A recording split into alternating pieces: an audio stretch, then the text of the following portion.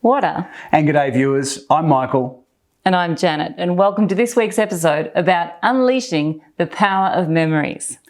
In this podcast, we will show you how to dive into the past, embrace the present, and shape a better tomorrow. We're going to share some tips and stories that'll inspire you to tap into the potential that lies within your memories.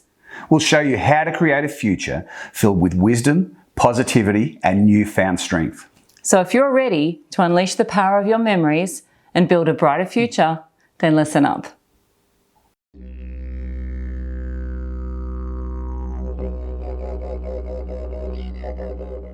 Water. And g'day viewers, I'm Michael. And I'm Janet, and welcome to this week's episode about memories, unleashing their power to help you build a brighter future. Sounds good to me. In this episode, we will show you how to safely dive into the past, embrace the present, and shape a better tomorrow. We will share stories and tips that we hope will inspire you to tap into your potential within your memories. We'll show you how to create a future filled with wisdom, positivity, and a newfound strength that you can draw on from your memories. First up, how are memories made, Mitch? Well, scientifically speaking, we don't want to go too much into it because really this topic is not about the science of memories. But memory is the reactivation of a specific group of neurons formed from persistent changes in the strength of connections between neurons, right? You make pathways in your brain. So these pathways form memories, and it's a pretty cool process when you look at that. And, you know, there's other schools of thought too about where the memories are, but memories help shape who we are. They are the life book for us because each memory captures a point in time and forms the way that we think about ourselves and others. They tell us who we have connected with and all the feelings and emotions surrounding the interactions. Memories are stored in your subconscious mind, which contains all the information of everything you have experienced from birth, with some studies exploring in utero memories and a whole school of thought into past life memories, but that's another story.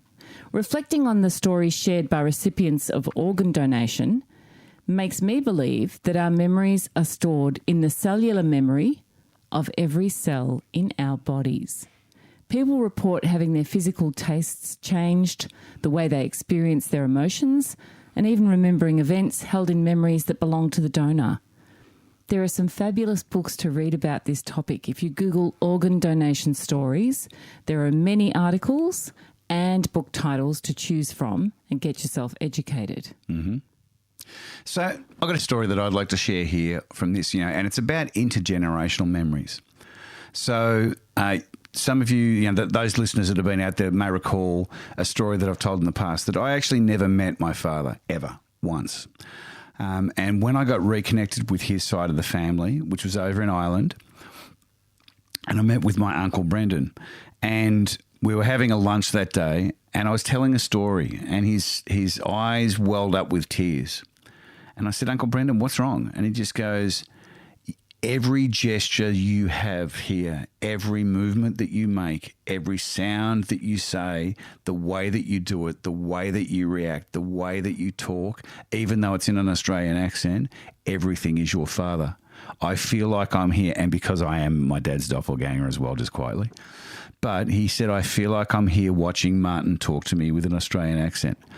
And it's interesting, when you think about nature versus nurture. So that's that nature. So it's that intergenerational memory. And it even goes to, like and the bad side of intergenerational memory where you've got races who hate another race.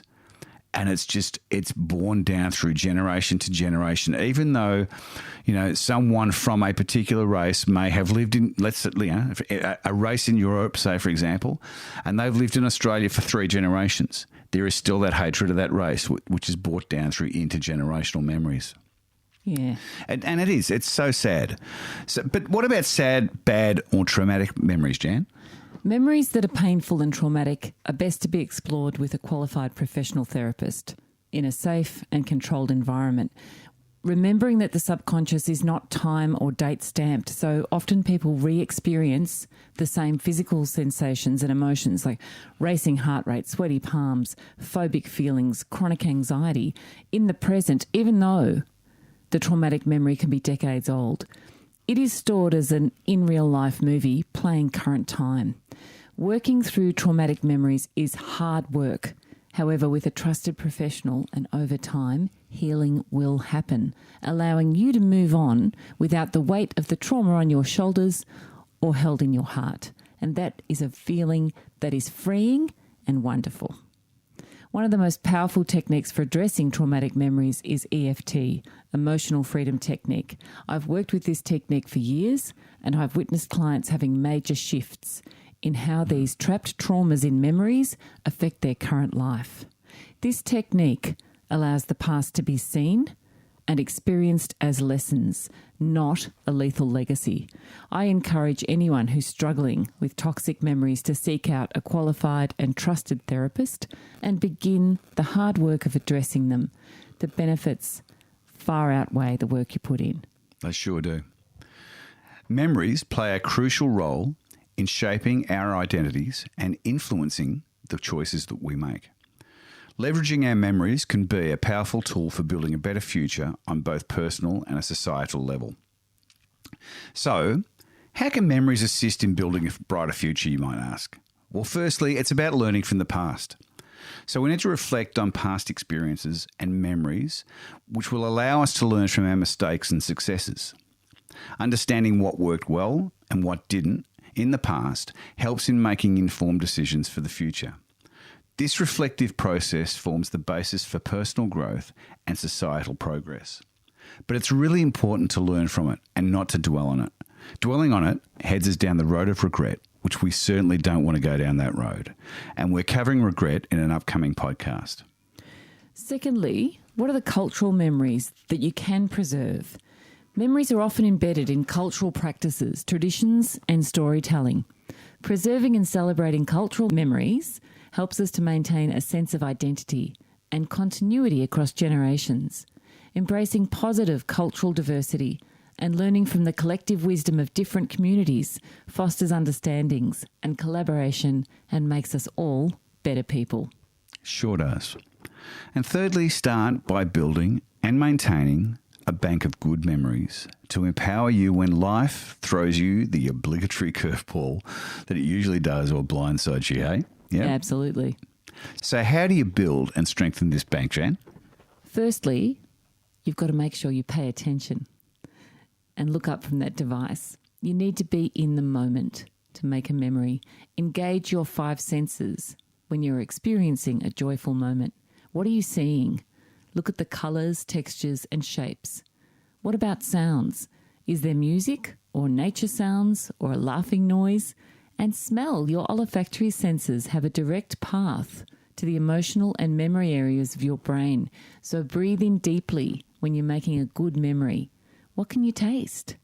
And what can you physically feel?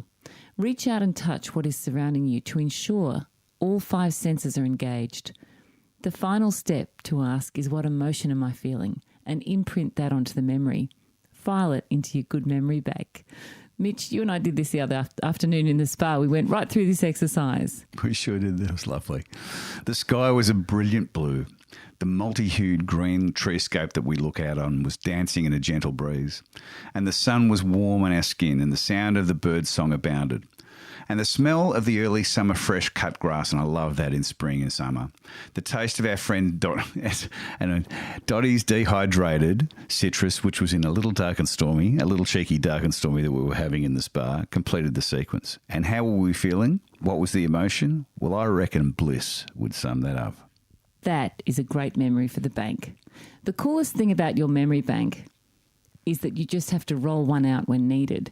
We encourage you to take the time to create as many good memories and add them to your bank as much as possible. Things we experience for the first time form very strong memories, so always be on the lookout to try something new, either an experience or a flavour or new music, or go and see a play, catch a live show. Get out there and seek platforms for making great memories. And how do you build anchors for these memories so you can have a firm hold on them and a good retention rate? Helping to weave mnemonics, aka the study and systems that improve and assist the memories, making that into the very fabric of our being. as mentioned earlier, into every cell of your being. Give your memory a title. Like the example we shared, that mind movie, we can call it bliss. And the next tie to the title should be a physical gesture, i.e. the click of your fingers, and then practice the two together. Bliss.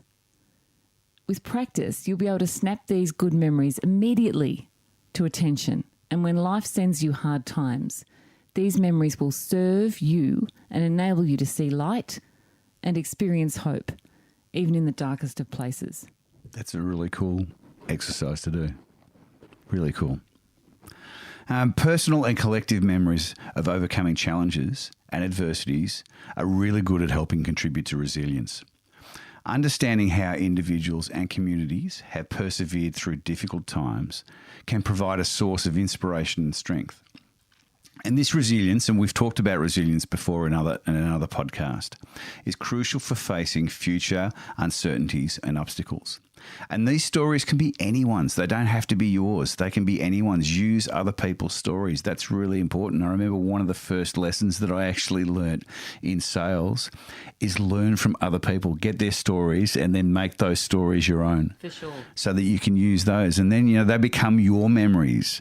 And it's really cool because then, I remember that was one of the best lessons that I ever learned in communication and sales, and just being able to use stories to just tell and explain how things are good, and it was great. And you didn't need your own bank. You got other people's stuff. And this is true in life. So get those stories from other people and it'll help you in your journey. It will, good and bad. You can learn from other people's mistakes.